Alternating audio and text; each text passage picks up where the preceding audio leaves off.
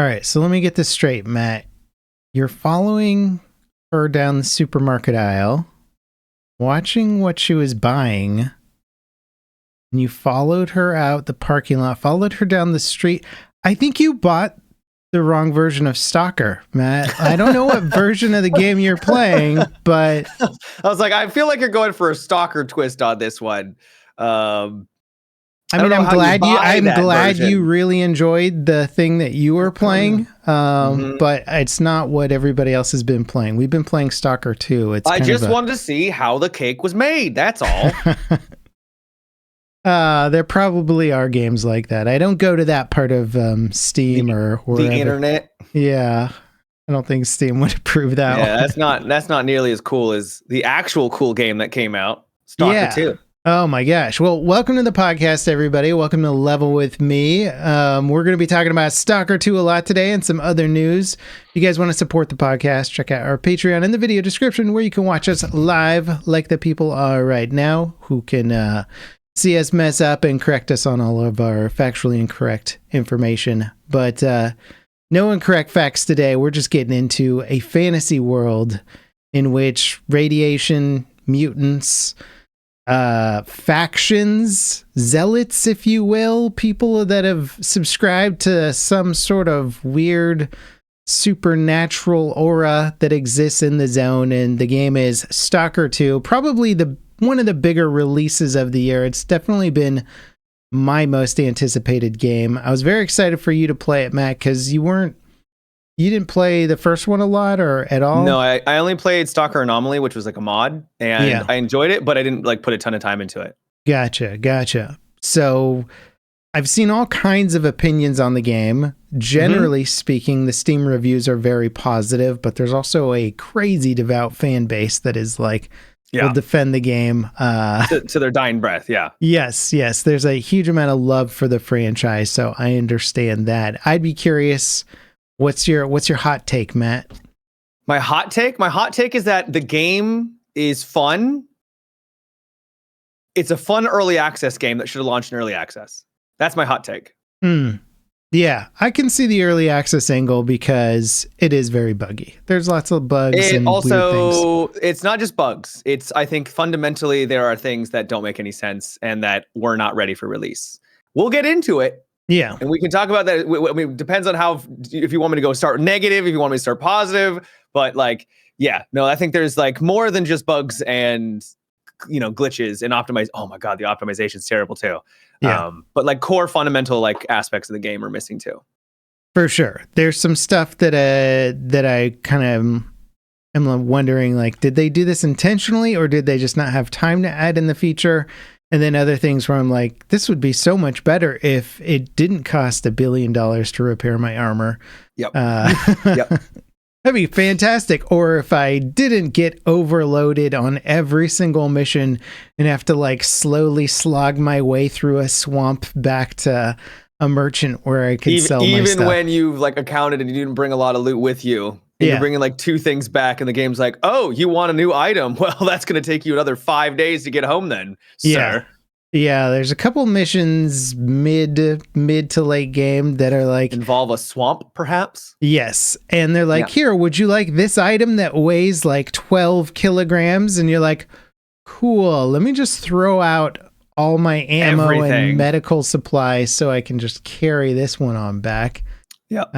It is funny. The game gives you pills you can take to increase the amount of weight you can carry. They last 300 seconds, and the game is huge, so they sort of don't make a lot of sense. It helps a little bit. It can help you to get somewhere to then decide where you want to throw out your inventory, but other than that, I will say I am loving the game. The ambiance and the visuals are incredible. There's something about this area because they did model it off of the real Chernobyl region, and I would imagine the visuals line up pretty accurately with what it's like to actually walk through a essentially apocalyptic world, right? It's an abandoned city, an abandoned outskirts around the city and villages, people that just had to up and leave what they were doing in less than 24 hours. And it's just sort of, in the documentary on the making of Stalker 2, they talk about how it's kind of like a time capsule, but an entire region of the planet that is just a time capsule. So you're going back and seeing Soviet era statues and stuff like that. And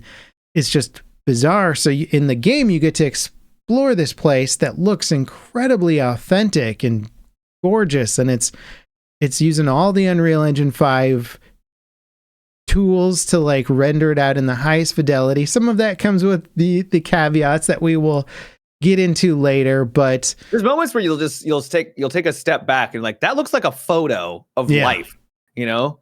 It's like with the light coming in from outside, the shadows, you're like, this looks like I'm there.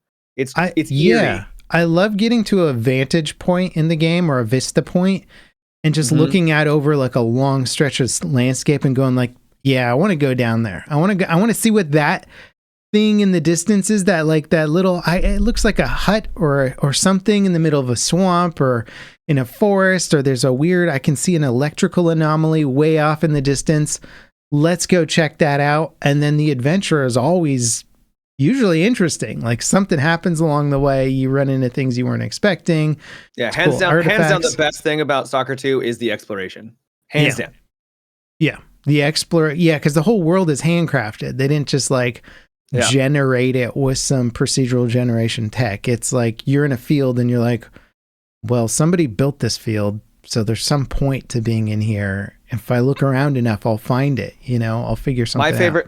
My favorite is you fall down a hole and you're like, oh, I survived. And then all of a sudden you hear bloodsuckers scream out in the distance. You're like, oh, I survived for now. Yeah. I was actually surprised how quickly they throw bloodsuckers at you in Stalker 2. Because in Stalker 1, it takes a while before you run into a bloodsucker. And then you're like, oh my God. And they just rip you apart. And you're like, okay, well, it's nice that the game is escalating the difficulty at a interesting pace. And Stalker 2's like, hey, you want bloodsuckers like right away? And all of a sudden you're fighting a mutant that can turn invisible and just rip you to shreds. And if there's two of them, forget it. Yeah, good luck. Yeah, good luck. Yeah, it's absolutely brutal. This game is one where I'm not used to feeling like I have to run away from the bad guys regularly, you know, where there's no real reward to killing the mutants, which is a big criticism of it right now. Because the first game, you could harvest their organs and like create and craft stuff or bake gross things and sell them to like certain vendors who wanted to make stuff. Right. And this one, they'll hurt you, they'll waste your ammo, and they'll damage your gear. So it's a major detriment to fight them. And so there's a lot of situations where you're like, oh God, bloodsuckers, I think I should just run. You know, like I think I'll be better off if I just sprint in that direction as fast as I possibly can. Which a part of me likes, because it makes them feel threatening, at least in some sense. Like, you shouldn't need to fight everything, right? It shouldn't just be you mowing everything down. But also, I do think that they made them way too spongy and obnoxious at some points, right? Yeah. I think they could trade off some of the sponginess for like more enemies or something like that, so you don't feel like you're just pumping round after round of a shotgun into some dude at point blank. A guy that's not wearing armor, by the way. He's flesh and bone, and you're just like, cool. That's like 6 point blank range pump action shots into this dude, and he's still going. Like, Yep. What is he made out of? Now you played on normal, right? Yeah. Yeah. So I played on veteran, and you really have to line up headshots if you want to draw people in that difficulty.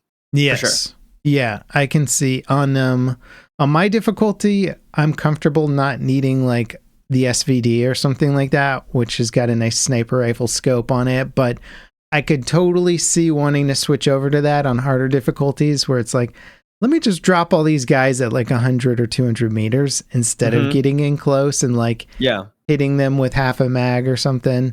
And as you get further in the game, the guys with the psi powers are just like brutal. You're just like, How many times have you died in it? I like that the game keeps track of how many times you've died. I think I'm up to 60 now. Yeah. And a good amount of those are just like silly deaths. Just like, okay, I'm dead. Sure, why not? It saved a bunch of my deaths because the game was bugged and I kept trying to like open a door that should have opened while there was like a storm outside that was going to kill me. Oh, the emission? Yeah, and it just wouldn't open. I'm like, cool. So like the button to open the door gives me an icon to press it, but the icon is bugged out.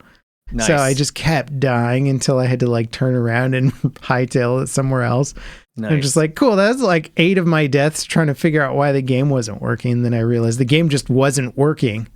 My favorite is when I try to run into a little bit of water. And I'm like, oh, there's like I should be able to cross here, right? I check the map. I'm like, yep, looks like this is the crossing. I jump into the water. My character just apparently just can't swim at all and just dies. Yeah. It's like, oh, all right. Many of that happens a lot where you're just like, oh, I guess I'm dead now. Yeah. Or the height you jump off of is like no damage, no damage, no damage, dead. And you're like, where was the difference between dead and taking 0 damage? There's like almost no scale there. One of the things I like about the game, which is very similar to the original Stalker, is you'll just run into these massive abandoned facilities and they do scale back the size in some ways, but in other ways, they're just like these massive areas and they don't always have to have stuff in every corner and every crevice. Sometimes you're just kind of like... A lot of times they don't have anything. Yeah. But sometimes you're just kind of enjoying the world and the ambiance it creates of like this sense of emptiness almost, where you're like, I get it. It is just kind of cool to walk through this dilapidated, scrounged. Abandoned. Yeah. It's a beautiful setting that like, I think players who enjoyed the first game have never forgotten. And that's why there's been this long lingering fan base for such an old project, is they're just kind of in love with the zone. And there's a lot of like parallels between, I think, the characters in the game who are like talking about not being able to leave the zone. They always want to go back to the zone. The zone's much more interesting than the life outside the zone. And like, as a player, I get back in, I'm like, yeah, I don't want to leave the zone either. This is great. I love this place. It's a nightmare, but I love it for some reason. How have you enjoyed the quests? I do like the quests. I like the narrative and stuff. Like the quest coupled with the bugs kind of sucks, because obviously there's bugs that like some of the side quests just straight up break. And you're like, oh, okay, I guess I've had like two side quests that are still active. And it says return to the person, and I just can't return to the person. Yeah, is it the one where the door's supposed to open on that like yeah on the bunker thing? Yep. Yeah, that one's super cool. So you're like, oh, I think this guy's gonna give me like a cool radiation suit or something. I don't know. I just feel like it's about time that I got a nice new piece of armor, and then the quest is bugged out, and you're like, cool, I'll just figure it out, you know? Yeah. I like the characters. The writing's fun. I don't understand why they went for American accents with a lot of the guys. Yeah, the voice acting, I think every character someone was saying is a different voice actor, which is wild because there's like a ridiculous amount of characters like so everywhere. Many. Like everyone you talk to, you can talk to basically. But yeah, there's some moments where they got like an actual good voice actor and you're like, damn, this is hitting different, right? Like I'm like way more emotionally invested in this character in this moment. And then you have another guy who just kind of sounds like Dan from accounting because it probably was Dan from accounting. Yeah.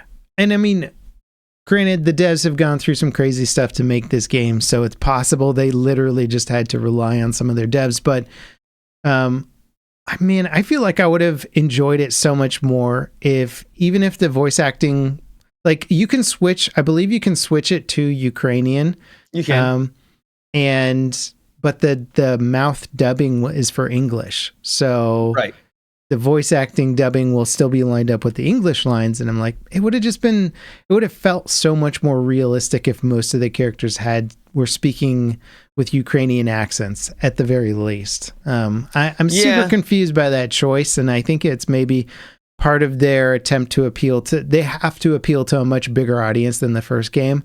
Like, I understand that. So they might have been just afraid to go to style. I don't know what it is. Yeah, I'm not really sure. If they were just still speaking English, but with an accent, I don't think most people would be like, oh man, how dare they have an accent? You know, I mean, everyone has an accent. Do you think it really would have been enough to push no, people I don't away? know. I don't really understand. I'm trying to figure out why they didn't do Ukrainian accents for the game or from at least that region, you know?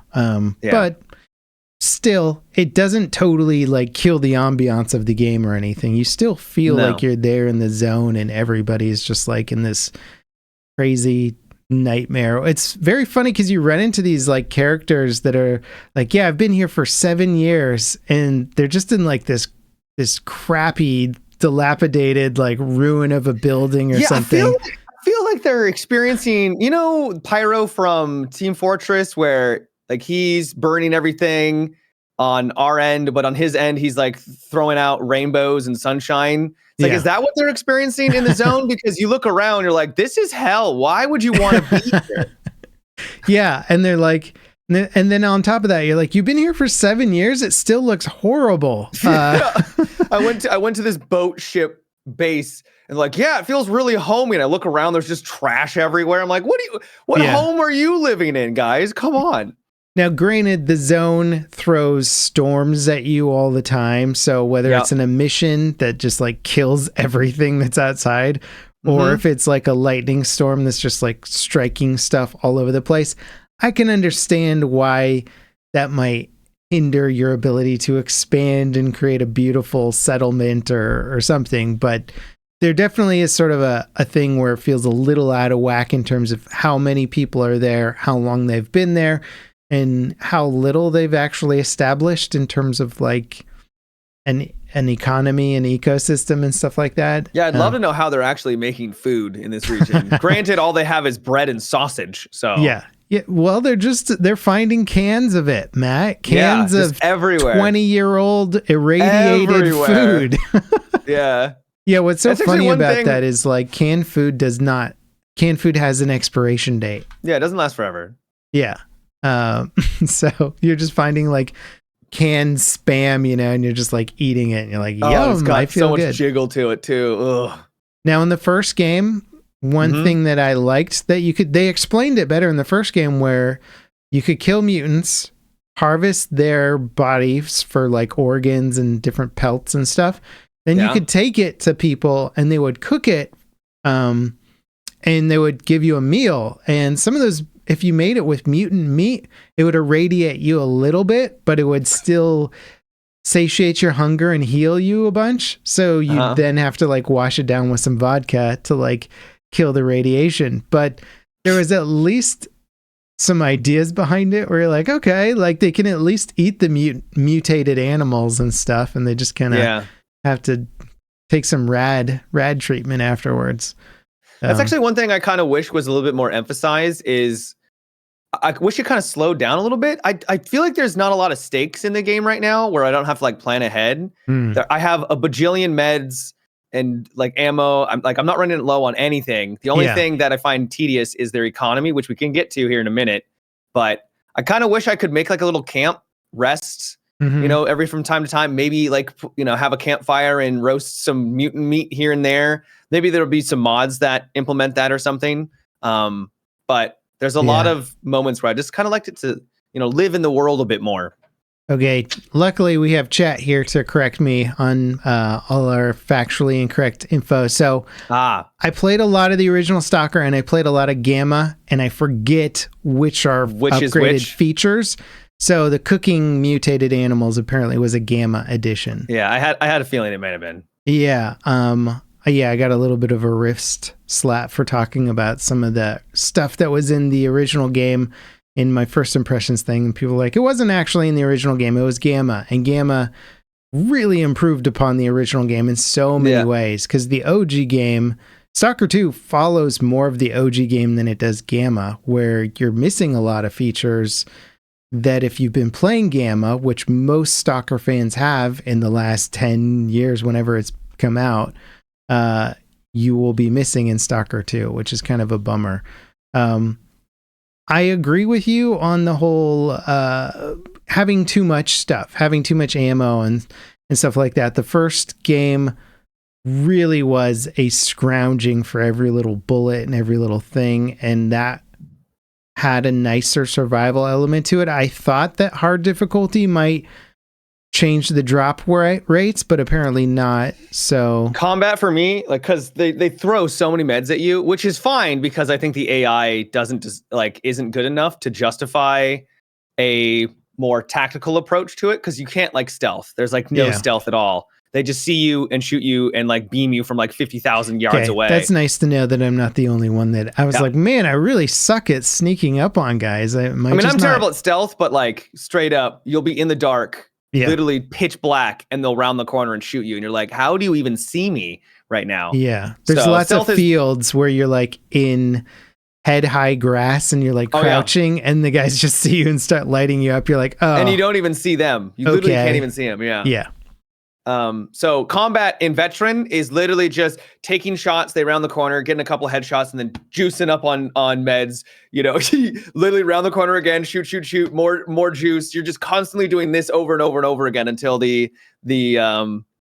combat encounter is over. And it's, you know, at some point, if you keep doing that, you will run out of meds. It's like, it's not like it's throwing the meds at you like to the extent that you can just infinitely heal. But I never really found, even on the hardest difficulty, I needed to like really scavenge for items. It just isn't a part of the game right now. Yeah. It is fun. Oh, the scavenging part that I am enjoying is finding the artifacts. Like, yep, artifacts are fun. I enjoy hunting them down and trying to figure out where attachments. They're hidden. Yeah, attachments for weapons are cool. Some of the rarer stuff that can actually change up your game, because I just got an artifact the other day that was like, you know, maximum radiation reduction and like a couple of other things. I was like, oh, this changes my loadout completely. Now I can completely change how I want to equip things. There's artifacts that give you bleeding reduction, which is huge for firefights, you know. Because you always bleed in this game, like every 2 seconds. Yeah, it's patch your bleeding, heal up, re-engage. Oh, I'm bleeding patch again. Patch your bleeding again. Yeah. Yep. Uh-huh. You're like, am I even wearing armor at this point? Nope.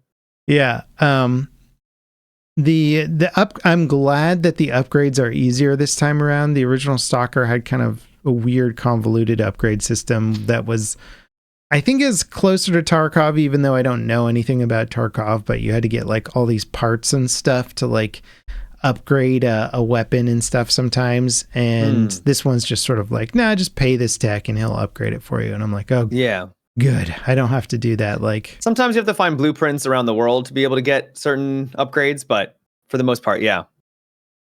Right. The blueprints can help you out and stuff. I also agree that I wanted to spend more time in certain regions, but there aren't a plethora of side quests. There's not as many as I thought there should be. When you start the game, it gives you this impression that every zone is going to have a ton of side quests. You're like, holy cow, like the lesser zone, you had like a solid like 8 just in the base town. You're just, oh man, if every zone is like this game is going to be massive. And then you go to some zones and there's like a couple. Yeah. You find some when you just scavenge around and you go to places of interest. You go to like a stash or something, then maybe something will happen there. Maybe something won't. You won't really know. But yeah, I was kind of expecting a little bit more after that initial zone. It kind of sets the tone and then doesn't really follow through for the rest. Yeah, for sure. That feels kind of like if I get in their heads and I go, okay, if I was designing this game, you want to develop all the regions, you want to develop the main quest lines, and then just get as much side quest content in as you can before it ships, right? If you're on the content side of stuff. And it just feels like maybe they ran out of time to put in as many side quests as they wanted. That said, you know, I'm 20 plus hours into the game and I don't even think I'm halfway. Maybe I'm halfway. I don't know where I am in the narrative, but there do you know seems what region to be you are for the narrative? Yeah, I think I'm just about to exit the swamp. So I'm going north of the swampy region. Okay, you're about to hit like I think when I was in that area, chat said I was about mid game. Okay, yeah, I'm heading to Clear Sky right now, basically. Yeah, which is a cool segment. Also kind of strange. You'll see in the narrative where it's like, why am I doing this for people? Yeah. There's definitely your character.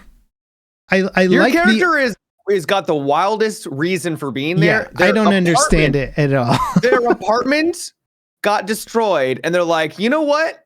This is like straight Zoomer energy, and I actually respect it. He's like, my apartment was destroyed. I own that apartment. You're going. All of you are burning. Yeah. Right? You ruined my world. I am here not for my family. I'm here for my apartment. He's like Ed Norton's character in Fight Club, right? His apartment explodes, and he's like, "Well, I guess I'll just burn the entire world to the ground." World, yeah. His justification is so insane for like going to this illegal zone that you're not supposed to go to, and then getting back at people for the apartment problem. Yeah, it's kind of wild. Yeah, no, that's the one. So I like all the other characters' narratives and stuff because you can sort of see their character arc. You're like, okay, I kind of get why you're in the zone. You're military. I like the Noontides guys. I like them a lot. The Monolithians. I won't say any more because that's spoilery.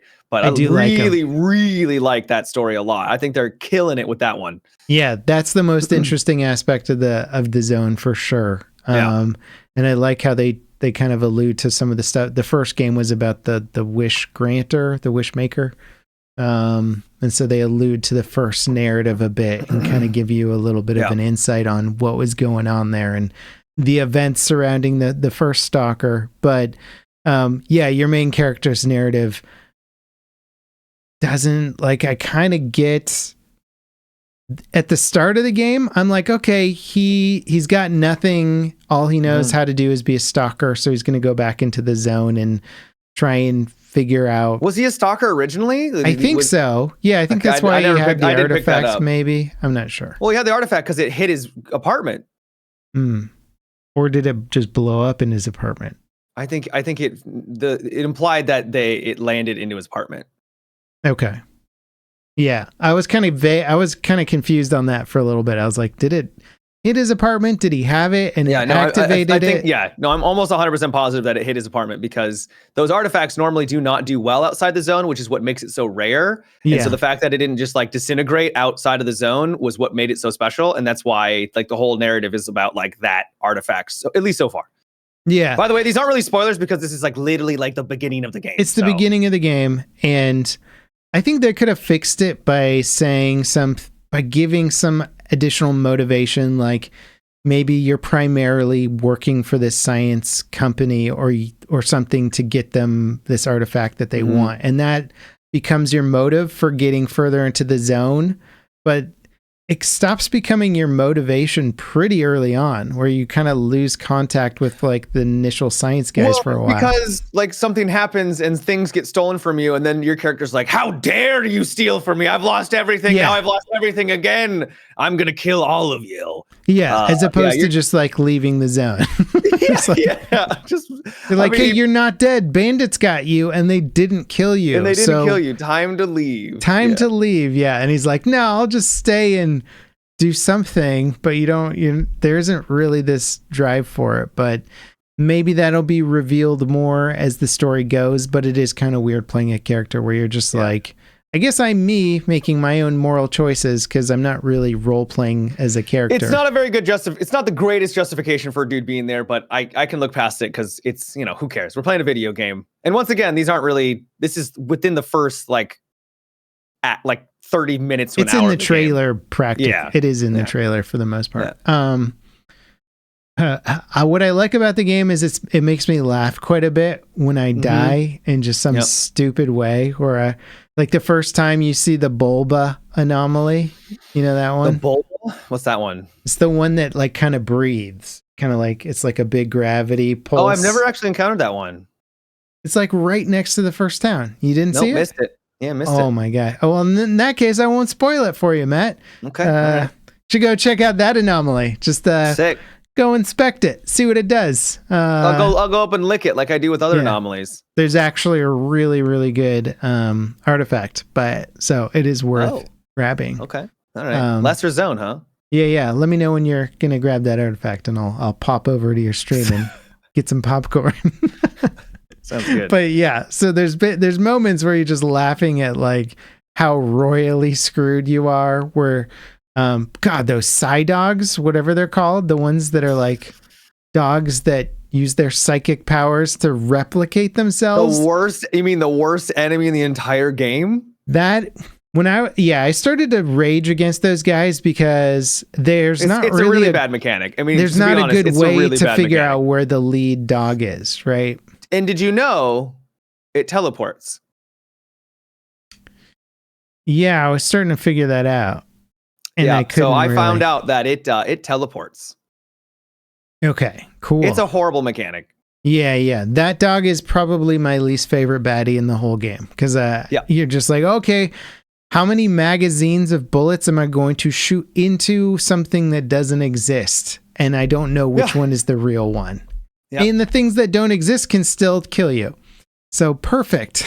Yeah. I'm going to keep it as vague because it's kind of, people that haven't seen it yet. But it's once you go against a Psy dog, you're like, oh, this isn't fun. Yeah, I don't think that. I think that was a bit of a miss. Speaking of misses, one thing I did want to mention, because I do overall love the game. I think the game is really fun. I love exploring. The quests are actually kind of interesting. Mm-hmm. I like the main story, but I do think the game was more of an early access title right now. And one of them is because of the economy is not. The economy is terrible in the game. It is so rough. So it's very cumbersome, and the payouts are like, you can get mid-game and be like, I don't have any money.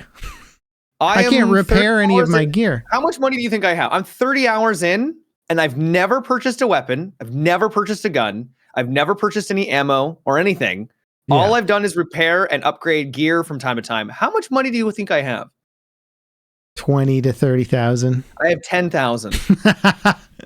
Yeah, the game is so there is for sure something broken with repairing in the game, because all the first upgrades I did were wear and tear upgrades that are supposed to make your armor and items get less wear to them, basically. Because as soon as I got my first repair bill, I was like, oh my God, I got to stave off this insane cost every time I come back into town. And I've upgraded it all the way, and I had to repair one of my armors for 30,000 at one point. And I was, because every time I went out, you just can't afford it. Yeah. Well, the thing is the first repair bill was slightly more than I could afford. So I couldn't repair it a little bit or anything like that. It's either all or nothing. So I went out to go get more money, and then it gets more damaged until it eventually got up to 30,000. And I was like, I just got to bite this bullet and repair it, because I was hoping I'd find more armor, but I think some of the side quests got broken, so I wasn't getting the armor that I was probably supposed to be gifted at some point. And so, yeah, I'm just like, I think I've spent like 50 grand, 60 grand on repairing in the game. So that part of it is for sure broken. The sale prices for items are super weak. You can't sell broken guns. At least in Gamma or Stalker Anomaly, you could dismantle weapons and then have their parts, and then you could at least sell those parts. So it give a good reason to have pick up broken guns and stuff like that off the ground. There's just a lot of economy stuff. It's not even that I want to have to haul a bunch of stuff back to base, because you're right. There's no way, because the encumbrance system, you just cannot haul stuff. You will just you'll get encumbered and you won't be able to go back. But it's a combination of a lot of things that just don't make any sense. So quests just don't give you any rewards in terms of coupons. You'll get 2,000, and then that will maybe account for part of your repairs and the meds and stuff that you used, but really it doesn't even cover the cost of what the resources you had to put into the actual task of completing the quest. The side quest is like an hour, and then you get back. And you're like, I've killed the 10,000 mutants. They're like, here, take this $500. And you're like, I'm sorry, you saved our lives. This is they say coupons cannot make up for a life, right? But here's $1, and you're like, oh, thanks. Wow, you really outdid yourself. So quests don't give enough, and then on top of that, you're right. The repair costs are through the roof.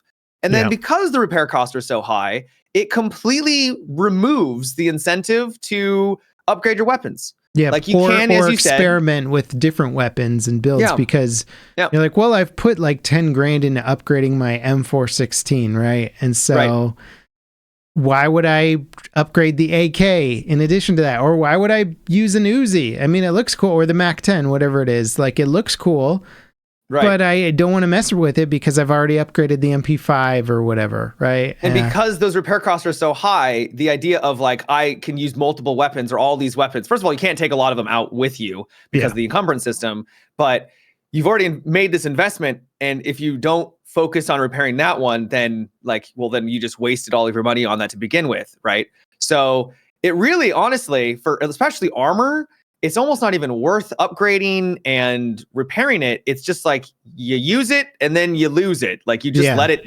like wither away because you just can't afford it.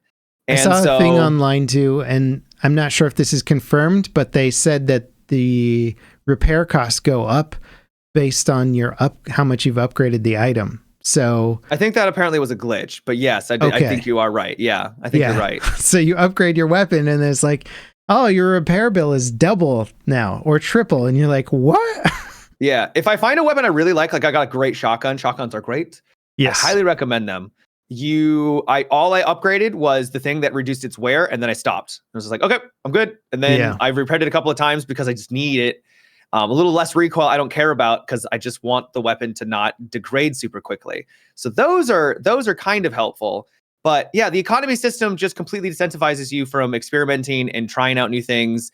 And it just makes you super poor. Like I don't mind things being brutal because, and it kind of comes in conflict with the idea of, well, if they're trying to make it so that like you really have to save and you have to scrap, like you need to be a scavenger, right, to try to survive. But then in contrast, you've got like a million med kits around the world, right? Yeah. Where you never have to worry about meds. So it's just really in conflict with like, it's like, what are you going for? Like I'm not saying that there shouldn't be any meds out there, right? Like, I think it's nice to have some med kits, but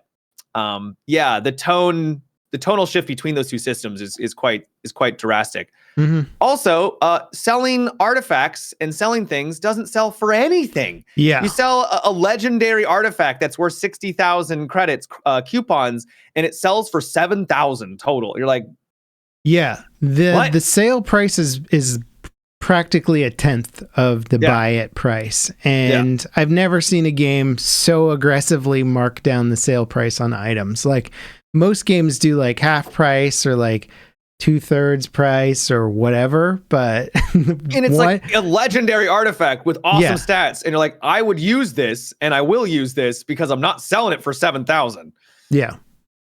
So the economy is super jank. I'm also in agreement that one of my favorite things about Stalker is the sense of having to feel like you're scrounging just to make it by, but then you're scrounging for you're only scrounging for money and repairs, where ammo and med kits and grenades are like crazy plentiful. Yeah. Oh, and on top of that, your things degrade unbelievably quickly. Yeah. like the repair stuff wouldn't be that bad if the things didn't. I unloaded a Vector that I just got, brand new spanking new Vector, 100% durability. I fired off 20 rounds into a wall just to test it. 3% durability loss in just that one mag. 3%. Yeah, it's completely jank right now. And it's unfortunate because the game is still really enjoyable to play. It is really fun. Like the good stuff it's a weird situation where you're like, well, if I was marking this in like a 0 to 10 score and I had to ding it for performance and like weird gameplay balance stuff, it would come out to like this weird mid-range number. But I love the game so much. It's like a 10 for me with all of these massive caveats that just kind of suck. Where you're like, this game does atmospheric and world building so much better than just about any game I've ever played, but it's got terrible economy bugs. So it's still a fantastic game and I love it. And it's still way up there on like my, one of my most favorite games of the year type list, but it's just got all these really problematic issues that probably aren't going to be totally solved for like the next 2 to 3 months. And I give it more like 6 months. I think they should have delayed this for another 6 months if they could have, but I don't think they could have. Yeah. Which is why I kind of said it's an amazing game that probably should have been in early access. Yeah. And I like to reiterate the economics of game development, because so many times when a game comes out that's not fully finished yet, people are like, you should have waited. And often that's not an option.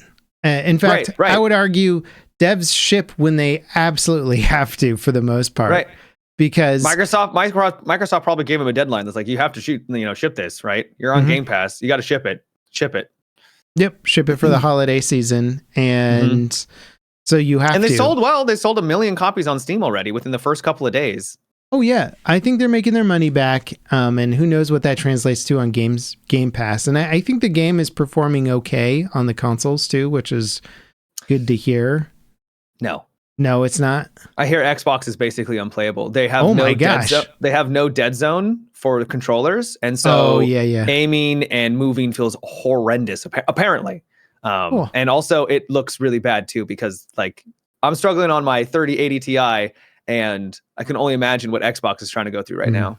I can see the lumen calculations in the game, like when you go outside quickly and you see the light kind of filling in the little holes and stuff, or like the weird light bugs when you go into an area too quickly and it's like, wait, I wasn't ready to compute all the lighting. You can see that working.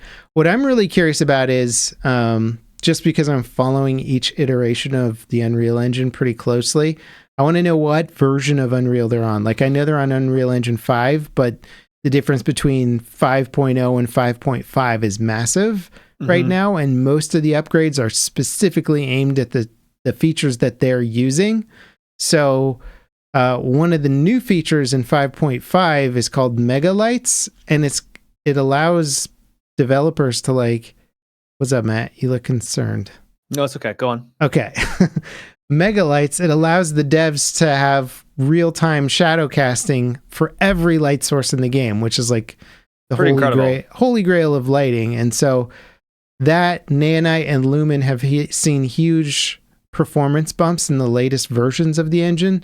So I have a feeling we're going to see some pretty big performance increases with if they do some engine upgrades down the line. Like, it's not too crazy to upgrade from like 5.3 to 5.5 or something like that. So I think realistically, they're going to probably do those upgrades. It didn't make sense to try and do it before launch, because it would just inject a whole bunch of new quality assurance and troubleshooting stuff, which I'm sure they didn't have time for. But hopefully in the next 6 months or so, we see a major performance bump patch that's coming because of the Unreal Engine upgrades. Hopefully. It runs really badly. Like, I have to use FSR, which is fine-ish, but it gets me up to like 100 FPS and 120 FPS, which is like, oh man, this is smooth. And it does look smooth, but it doesn't play smoothly. There's an unbelievable amount of input lag that gets implemented. If I had a 4080, I would be able to use the DLSS 3.0, and that probably would solve a lot of the issues. There's still input lag. I still feel it on my 4090, and I added in a little script that's supposed to get rid of some of the mouse smoothing stuff. I got rid of that too. Yeah, somebody online said turn VSync on and then off, and it'll like override something also. I don't know. So that's helped. That has helped. But yeah, the performance is not great. So anything they can do to address that, awesome. Yeah. Also, and I think this may have been why they may have had to do it this way, is they don't have a life system. One of the big selling points of the previous Stalker games. Yeah. A life. Yeah. A life. I think it doesn't matter.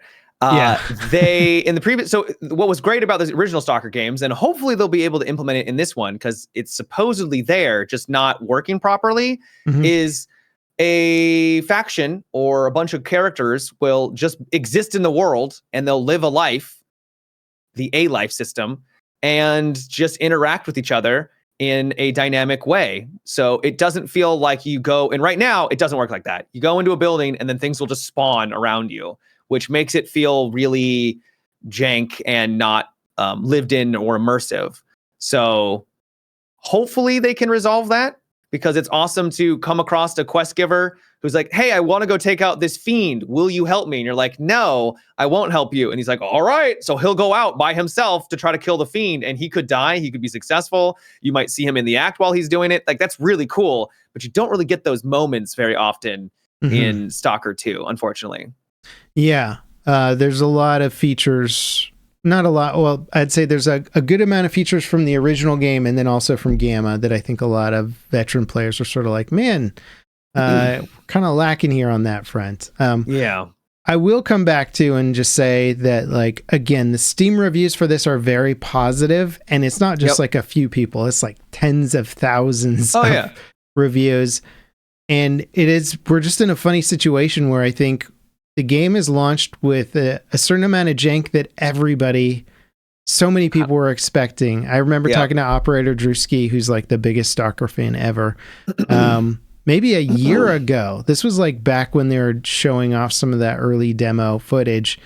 And I was like, what do you think launch is going to be like? And he's like, I think it's going to be great, but I think it's also going to be super janky and have tons of bugs because it's Stalker. And so, like, he called it basically a year before it launched. And so I think everybody's sort of been expecting that, where if you were coming in from the sidelines having no idea what Stalker was at all, and you're like, wow, this is super buggy. Why does everybody love it so much? And it's like, well, I think because the community was ready for the amount of jank that they're about to get. But also, the good side of Stalker is so good that it's like overriding the jank that comes with it. Because I still want to boot it up and play it. Like, I'm like, oh, I wonder what's up in this part of the map. Oh, I remember that anomaly back there. I think I know how to like figure that one out now, you know? Like, I am drawn to the world and I want to explore it more and like mess with the characters. I like when you first get to a certain region in the game, you have the option to sort of you sort of weigh in on some power struggles essentially between different factions or gangs. And I love that you can just go in somewhere and just be like, I'm going to kill this gang leader right in front of all his men. And then they're all just like, oh, and they just start shooting at you and you're like diving out of the way, throwing grenades. Just to give you an insight into how I play the game, Matt. Yeah, you're just like, hey guys, what's up? Blam! Yeah. As soon as the guy insults me in conversation, I'm like, that's it. And just like, he's gone immediately. Gotta respect, you know? And then, but I love that you have those kind of options, right? Or it really lets you approach it however you want. Yeah, you can like a lot of quests are open-ended. They'll give you like, hey, there's multiple gang leaders. I only need you to take out one. You can decide which one you want to go for or how you want to do it.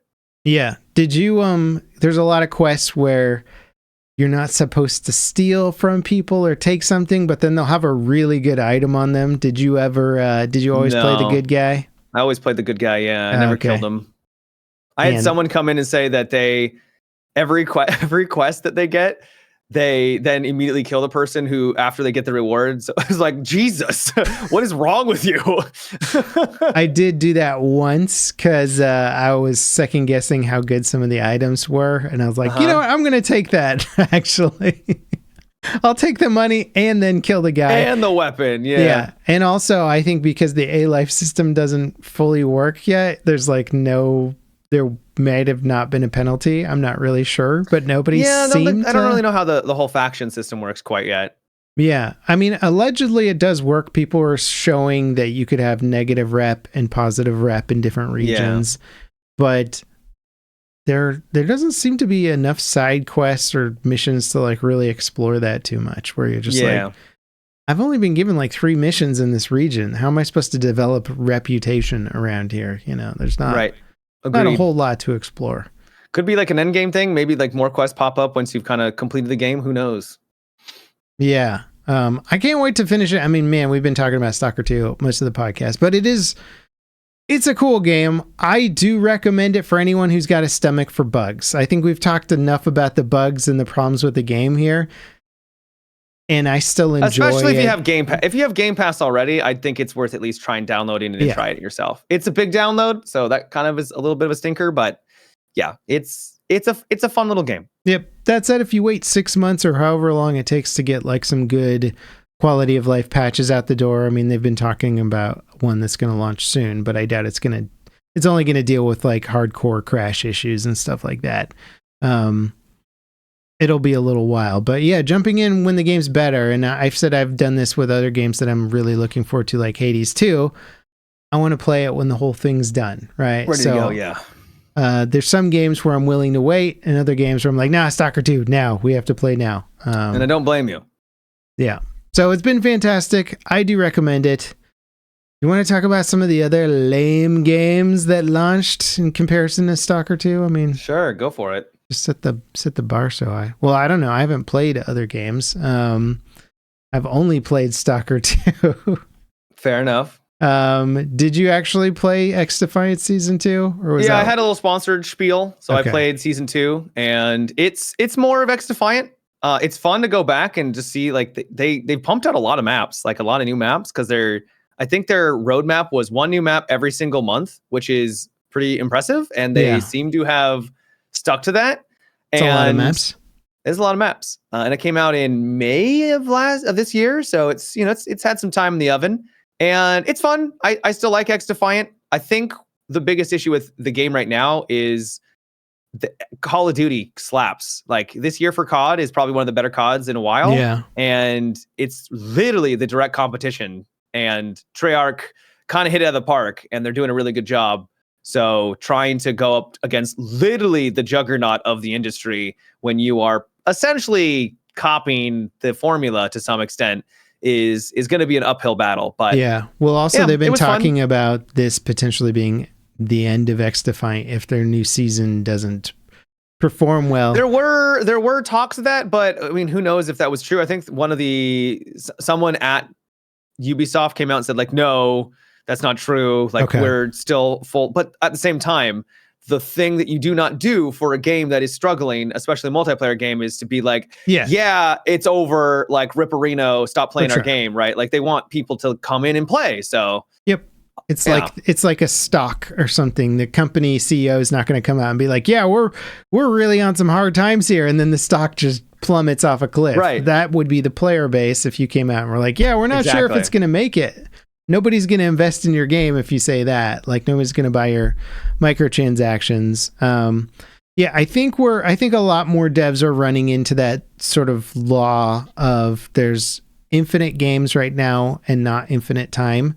And most people, a lot of gamers, people with a console can afford to buy Call of Duty. I'm not saying people can buy 20 games a year, but if you're whittling it down to a few games a year and COD is on that list, like, they're probably not going to be playing too much XDefiant. And with the Game Pass now, a lot of people, apparently the Game Pass and this game and COD in general has just done exceptionally well. Yeah. Game Pass, I think, especially in the economy and all that stuff, has like become super attractive. People have really looked at the economics of the Game Pass and like, holy crap, I really do get a lot of value. So if you're playing a lot of games and you don't want to spend a lot of money, it's become the way to go. All in all, I had fun with XDefiant. I think it's a solid game. I don't think it's a bad game. Does it have that same spark that will keep people around and keep that game going? I don't know. I'm not a fortune teller, but it's a solid title. You know what I think's coming out today, or rather the launch of the podcast, so Wednesday. I think Gray Zone Warfare is getting its night update. So Gray Zone, that launched in early access, that has a lot of Stalker vibes, and I think the devs have even mentioned that Stalker was a major inspiration for their own game. It hasn't really seen a content update since its early access launch. Like, they've been mostly working on quality of life updates. Yep. And so this one, I think, is their first major content patch. So they're adding a day-night cycle to the game. Which is cool. Yep. Have you played it? No. Okay. I think a day-night cycle isn't going to get me back to a game. No offense to Gray Zone. And then they added a ton of new missions. That's good. I did hop in to check it out. Day-night cycle looks fantastic, actually. It looks incredible. That's nice. I couldn't get to, or at least I was unaware of the new missions. They might have been further into the game, and probably it just wasn't going to sink the amount of time needed to get to end game missions. But they still kind of have that sort of central zone area that's not really a thing yet. Okay. and they've made a lot of they've alluded to it being kind of like Stalker, like being this weird zone thing with potential anomalies and things going on there, which sounds really cool. Sounds very cool. I just don't think they quite have a game until that exists. Because they also supposedly they're going to have areas that you can capture and you can control for your faction, and then once you control those areas, you'll be able to like launch missions from there, or there'll be certain merchants that are only available in that region, which will then give incentive for other factions to kind of come in and try and take it from you. So like there's a lot of really interesting ideas that they're going to be doing, but it's not there yet. Like I think they will get there. I was looking at the reviews and doing the math, and I think they've sold a ton of copies of the game. Like, so it's 71. I just checked. It's 71,000 concurrent as their peak, which is a lot. That's a lot. Well, I think they've probably sold at least $50 million worth of the game. So that should hopefully 50 million copies. Them, that'd be insane, but not copies. That world record. But I think they have the money to push the game to where they need it to be. It's just kind of a weird early access title where they got it to a point where it's functional as a game. Like it's not like the AI still have some problems with it, but it's just completely lacking a huge amount of content. And I think that is the natural course of development to a degree, where you think that they would be making missions from the start of the game, but they can't really make missions from the start because you have to build the tools to build the missions. And so by the time you get all the groundwork and all the tech working, you actually don't have a lot of content in the game yet, because you're like, well, now we can start building the content. And so I think early access probably went live once they were like a year into building that content.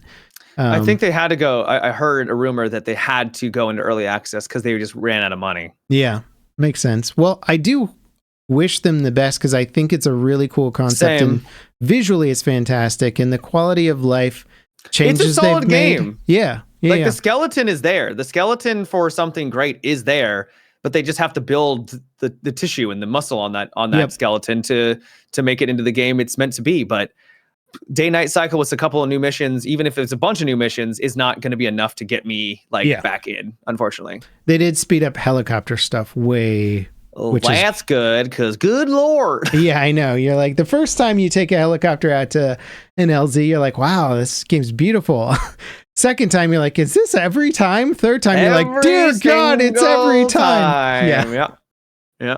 So they've kind of figured out that players don't want to do that forever now. So I think they're going to get it there. And hopefully they have the budget to actually continue developing the game for the next couple of years, because that's probably what it's going to take to get it to a point where it is a viable Tarkov alternative, or whatever they're trying to be. They keep saying they're not competing with Tarkov, but like, let's be real. They are. Yeah, they are. It is, to some degree. Let's see. What else in news? Star Citizen funding is slowing down a little bit. It's still massive. Good. Yeah. There's a free fly weekend or week Invicta International Aerospace Expo. They have too many freaking events. It's happening now, and people have been tracking the sales basically, and they're not what they were in the last couple years. That said, it's still high. It's still really high. Yeah. I think they're still on track to raise over $100 million this year, potentially. Jeez. Or at least get close to it. I think they're at 86 million right now. Hey, man, just get to $1 billion and they'll finally make the game we've all been waiting for. Yeah. Can't wait to play that $1 billion. I wonder how much money has actually gone into the game, like total. I wonder what their budget actually has been. Because I don't think they've spent all of it. There's no way they've spent all of it. Well, yeah. I don't think we will ever see a budget breakdown, because... No, I don't. I'm just more of just curious. Yeah, I would love to know as well. There's all kinds of articles speculating and saying this is for sure what they're spending. The annoying thing about crowdfunding a project like this, and I'm not a top level finance guy, so I don't know if there's different ways of doing things, but... If you make $100 million in a year, you get taxed on that $100 million. Right. So now you've got $70 million. So you better spend that money. You better spend it, yeah. as you're getting it, right? So what sucks about that is they can't build up a little bit of a safety net, or it's economically, you get less money if you build up that safety net, essentially. So you could build up the safety net, but then you have less money to build your game with.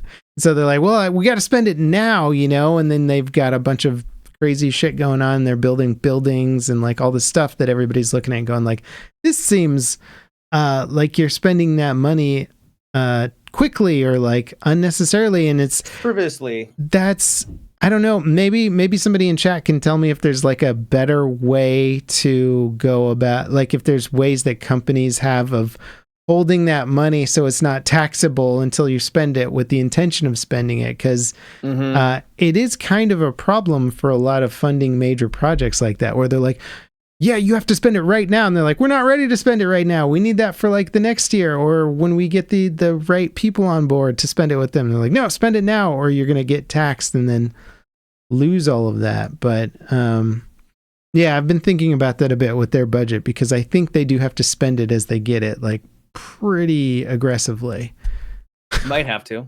Yep, which means if that funding drops off, they go, oh, okay, what do we do now? Time to downsize. Yeah. I'm sure they've got a little, nest egg.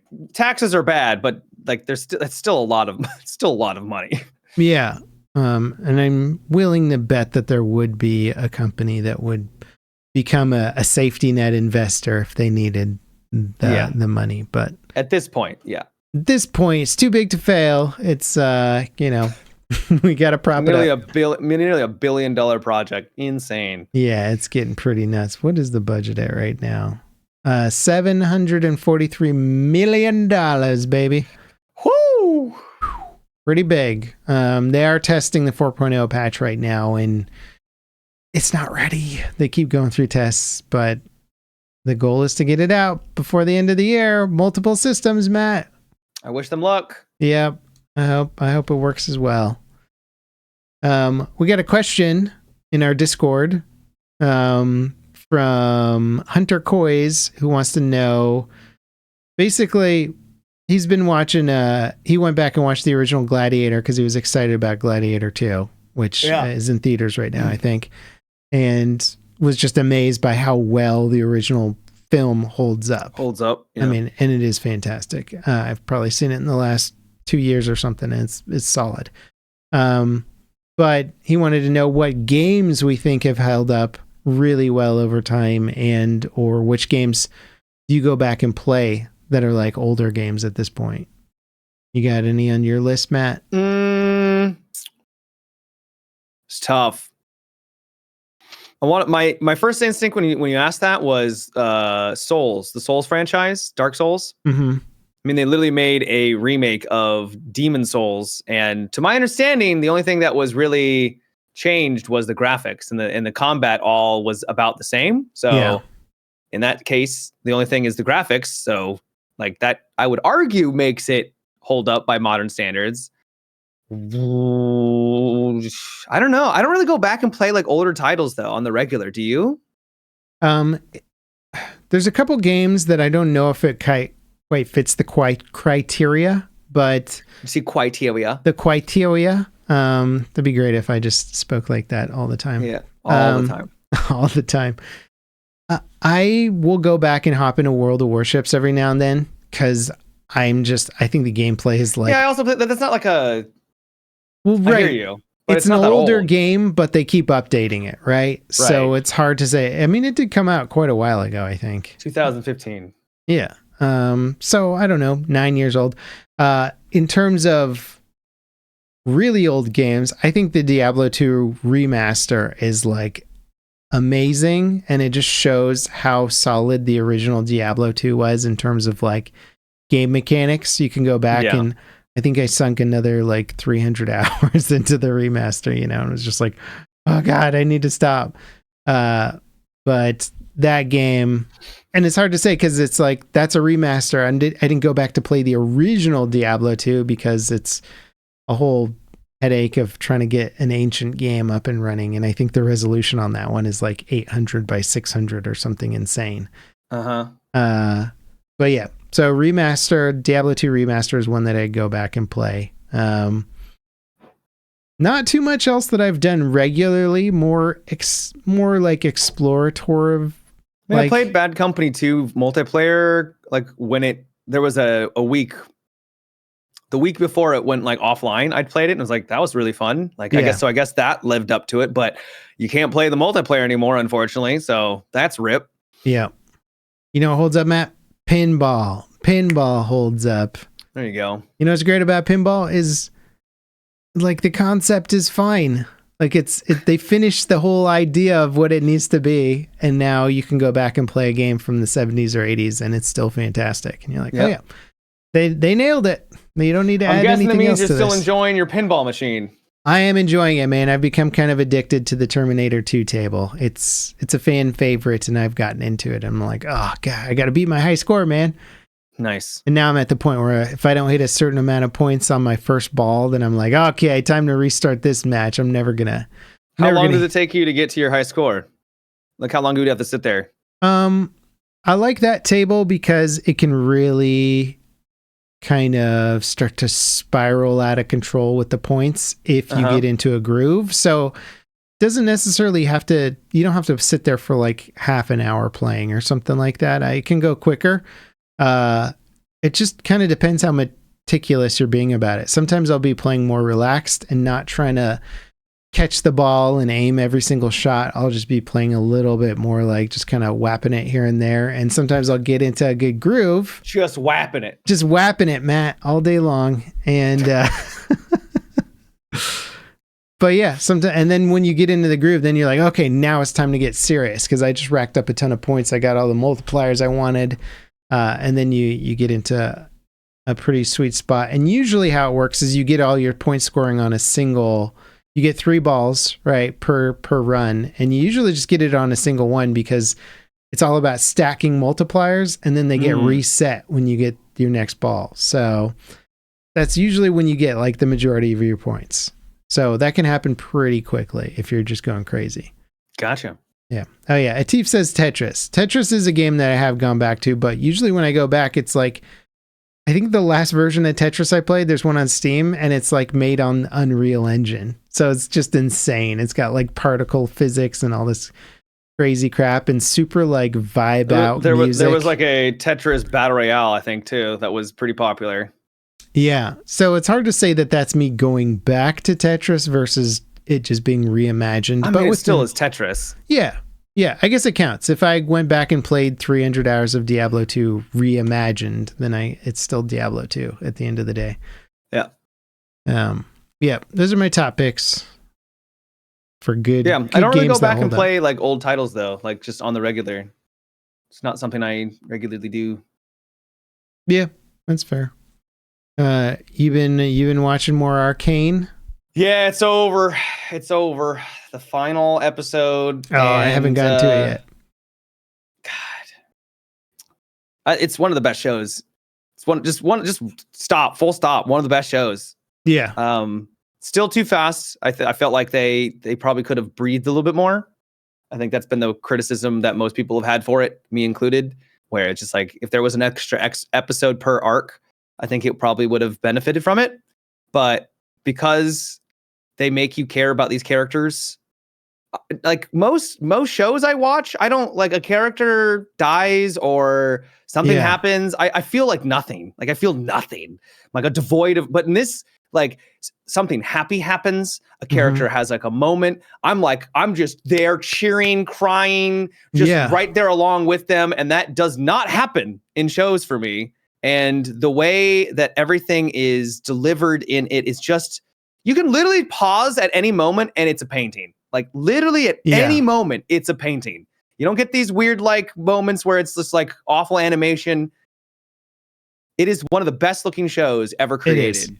And the soundtrack and the scoring is incredible. Like they'll open up an episode with some like a really sick beat playing and it'll be very stylized animation and they're telling you like a whole story, a whole narrative. They're like since last episode, all this stuff happened, and let's tell it to you in this incredible musical montage of like graphic design and cool art and animation. And you're just like, damn, this show's so good. Like, each episode feels like a movie, like a mini movie. And when they're over, like I've been watching it with Natalie, and the episode on it will just be like, damn, this show's good. We'll just be like sitting there like in awe of just the single episode we watched, you know? The amount of parallels and mirrors that they have too, which connects to everything, is just like, how did you, it's so well, like there's obviously flaws. There's obviously some things that like they jump to conclusion or something.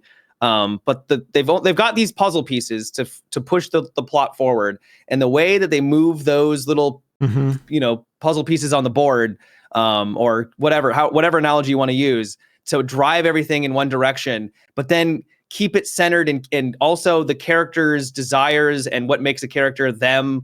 They're doing the thing that you would expect them to do. Is expertly done. Yeah, and you can relate to every character, or at least you can understand their perspective.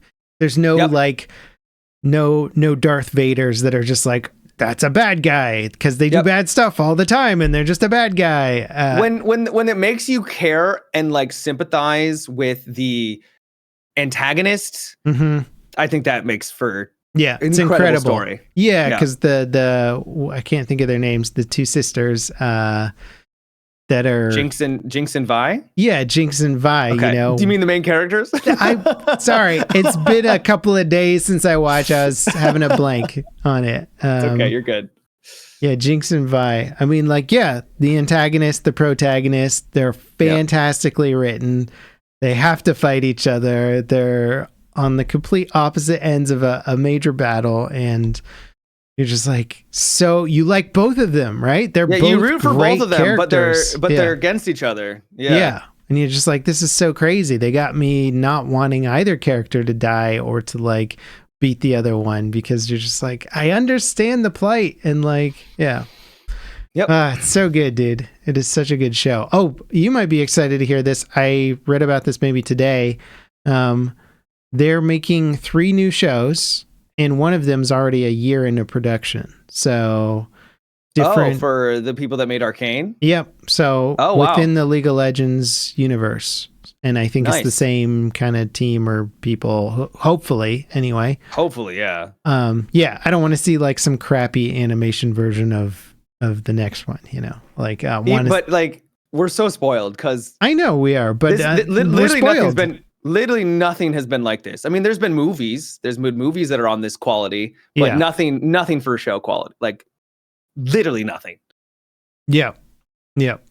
I've it's funny as I get to, because I got kids now, I get to go in and watch like the animated films that maybe wouldn't have been on my radar otherwise. We're making it through the Paddington series now, which is fantastic. I hear they're good. They're very good, but also I'm quite excited for The Wild Robot, which just came out, I think, on streaming. I heard it was great. Yeah. It's like a big deal, and like, because there's not a lot of good kid movies that come out regularly. Like, it's a fairly rare occurrence that like a super good kid movie comes out. And so like, I think I'm actually quite excited to watch The Wild Robot on like family movie night. I think it's going to be solid. Nice. Yeah. Because I got to go back and watch like The Iron Giant with like my son, and he's like all about that movie now. He's like, oh, it's such a good movie. So this one's like the next version of that. It's like The Iron Giant for the new generation. Nice. Yeah. I've also we took a little bit of a break from Arcane, and we got into a guilty pleasure show, The Diplomat, which is the Netflix one? I hear it's good. It is good. Is it a guilty pleasure? It's not bad. There's definitely some. It's good. I like it, but there's some political writing that even I'm like, why wouldn't you just do this instead? Or like, that doesn't totally make sense. That said, there's also some really fun twists and turns in it, but it's sort of like I'm calling it my middle-aged like political drama show, because they are fun shows. I don't know if you ever watched like West Wing back in the day. Loved West Wing. Yeah, like it's hard to to recapture those West Wing vibes. I feel like so many shows have been chasing that because they just had such a good cast and such good writing.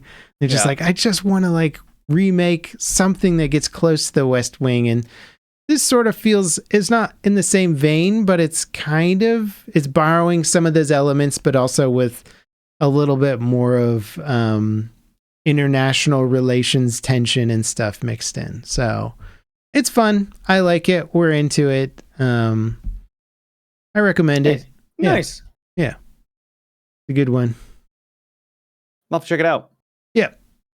I do recommend. Oh, is Andor out? Atifa's saying Andor. Andor season 2? Yeah, I don't know.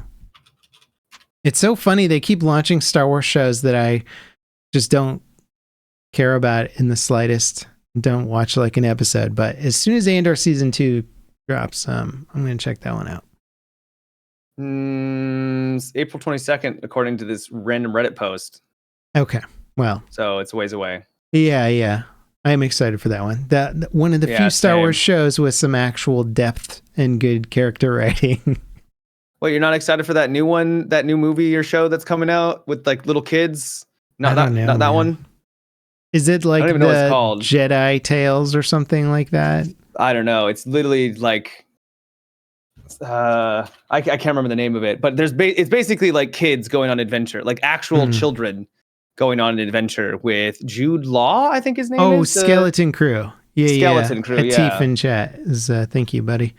Yeah. I like Jude Law. I think he's a great actor. Him too. But Disney hasn't. I used to be such a Star Wars nerd where like I was very into the universe and always believing that they would kind of recapture the magic of the original trilogy. And just ever since kind of Disney got their hooks into it, my interest has like gone so downhill for me, knowing everything about everything related to Star Wars to like, I don't even know what the new show is. What's the new show? Are there like 3 shows? I think I've missed the last 3 or 4 shows. I can't remember if I finished the last season of The Mandalorian. I think I lost interest in it. Yeah. I didn't even start it. Yeah, it's unfortunate because I did really love the universe growing up, and I don't know if it's because I got older or if they just changed the direction of the show or whatever, but it's just not for me anymore, man. I hear you. Yeah, Skeleton Crew is supposed to be Goonies in space. Matthew. It could be super charming, but it's literally children, like going on an adventure with Jude Law. Yeah. And maybe that's great. Maybe they're just aiming for the younger audience now. But I feel like it's like me being excited for The Wild Robot. There can be lots of material that's really aimed at kids as the target demo that are also really good and fun to watch for adults as well. And I feel like Star Wars in most of its new media has really become unfun for adults to watch. So I don't know. That's just me. That's fair. Yeah. Since we're not doing the post podcast show, I will just say that the F1 race, Max Verstappen has sealed the world championship for his 4th ever world championship. Congratulations to him. Yep. It was exciting. He did it in Vegas, and we'll see what happens because he could be on his way to becoming the greatest, like having the most championships of all time. Dare I say the GOAT? The GOAT. I mean, some might argue right now that he is the GOAT, but there's a lot of fantastic racers over the years. Fun to watch all that stuff happen, and Vegas is insane with the Las Vegas Sphere and all that crazy stuff going on. Nice. Well, congrats to him and his team. Yeah. Well, you want to wrap up the old Potteroonie there? Yeah, sounds good. You playing Stalker tonight? Probably, but we'll see. Yeah, gotcha. Yeah. Well, thank you all so much for dropping by the podcast. If you guys enjoyed it, give us a like and consider subscribing. Again, the link is in the description. And Matt is going to leave you with some incredibly important advice. Okay, so if you find yourself in the forest and there's nothing around, but all of a sudden you hear a blood-curdling scream and then a shimmer out in the distance, just run. It's not worth it. Just run. What if somebody's in trouble? I would still run. If you're in further advice, if you're in trouble in the forest and you scream, and just hope that Matimio is not nearby, because he's not coming to help you.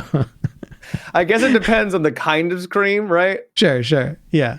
Scream and then maybe some crunching or yeah. Or like, make it so that I can tell that you're not a bloodsucker and you're a human. Then maybe I'll come on over. Yeah. Yeah. Gotcha. I was my kids came into the office for a second while I was playing Stalker, and I was in a fairly benign part of the world where I was in the swamps, and so we were just kind of like hunting down artifacts and stuff, and they're seeing the anomalies, and then we went out for a walk, and they were like throwing rocks to see if they could trigger an anomaly. I was like, this is adorable. That's cute. I got my kids into Stalker, and I didn't give them nightmares. I was kind of proud of myself. Nice. Yeah. All right, everybody. Thank you so much for dropping by the podcast, and we'll see you next time. Peace out. Take care.